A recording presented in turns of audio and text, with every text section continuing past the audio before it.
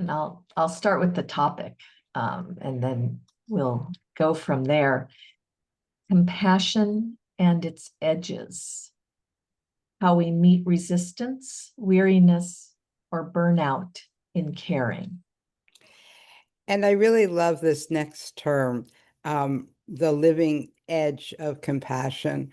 It's so easy to think of compassion and most everything as like this solid thing, like there is this thing called compassion, and we need to find it and hang out there all the time. But no, it's actually a living edge where caring meets its own limits, meets our own limits.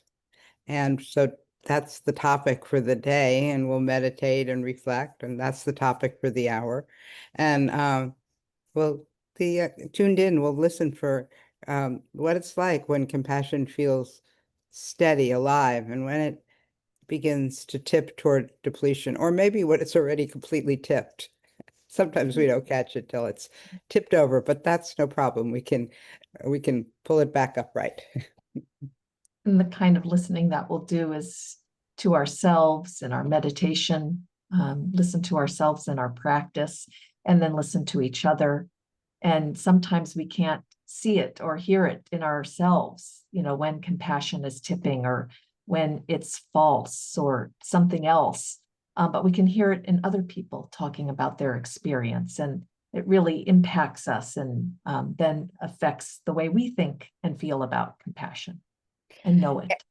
And, we haven't really talked about this, Linda, but I do believe that as we do this reflective meditation, we reflect, we meditate, we reflect, we meditate. We do that during the set out periods. We do that during the day in different ways, that we become more attuned to that point where it's beginning to tip, and we become better able to not become completely depleted or burned out. Catch it before it reaches that strong experience. Yeah, I think that is a development of this practice, of many practices, of this practice maybe in particular in the way of emphasis on discernment of, is this really, it's interesting to think about, like, what's friendliness and what's compassion. They're they're buddies. So are we really looking always to make such fine distinctions? Sometimes it's really necessary to do that. And other times it's kind of a more broad Brahma Vihara, as we talk about it in our write-up for the day, that the Brahma Viharas, which compassion is one of, is an abode of the divine. Is that how we say it? Divine abode. Yeah. Divine abode. You could say abode of the divine. That Abode works of for divine. me. A realm of the gods. It's this really possibly high ideal. And you just brought up friendliness, Linda, and that really made me think about how, we can't really divide these up. I mean, they're divided up, but, it's like, yeah, they're not really that divided. But maybe when you said friendliness, which is, metta, a translation of metta, another one of the four divine abodes, maybe that's it. As we, integrate compassion and friendliness towards ourself, that's maybe right there might be the living edge. Right.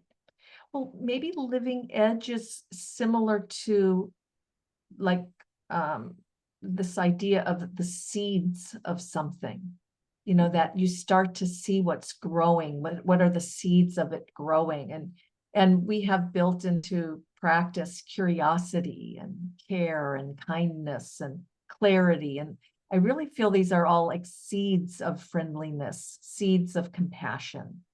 Choice is a good seed for compassion to grow, because once you limit somebody's choice, they're going to have a lot more feelings than compassion. I mean, I know that for myself, that when choice gets taken away, it's harder to feel compassion.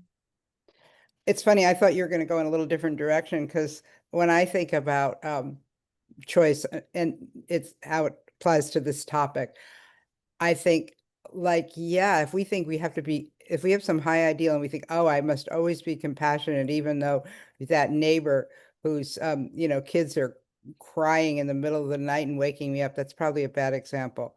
Dogs are barking in the middle of the night and waking up. I should still feel compassion, even though I'm really irritable. That's no, compassion is not something that should always be, and under all conditions. That's just a setup to not be friendly with ourselves. Right.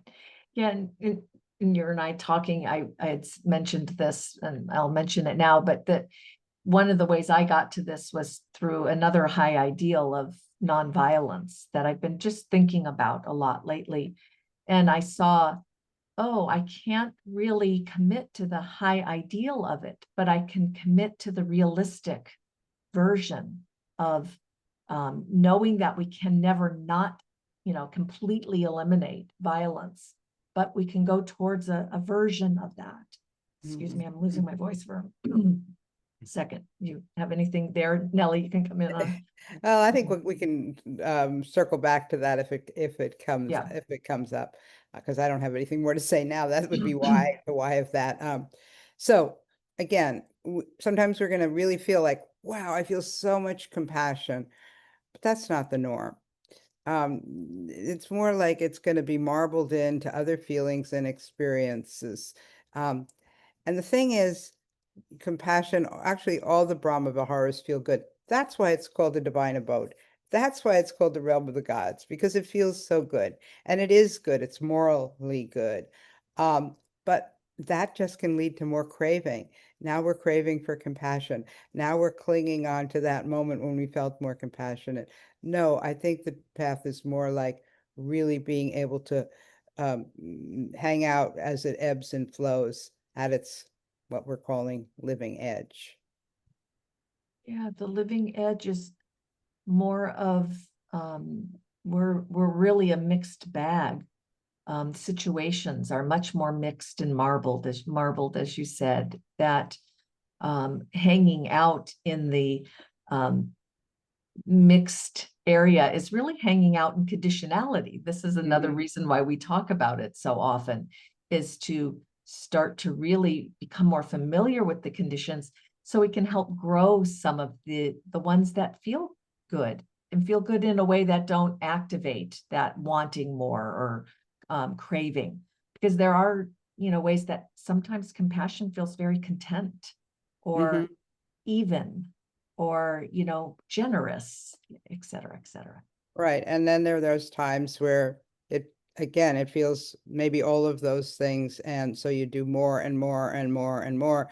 And then you feel really burned out, and depleted and possibly Right. really annoyed and depressed. And who knows, many other possibilities of how it could go south, huh?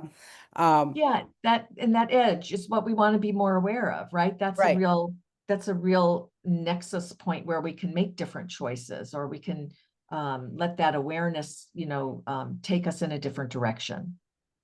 Yeah. Right. And again, as you said earlier, we're talking about discernment, really being able to discern when we've reached our edge, when we've reached our limit, when we've reached what we can really do without, again, exhaustion, resentment, withdrawal. And there's many other possibilities here, but it takes discernment to know that.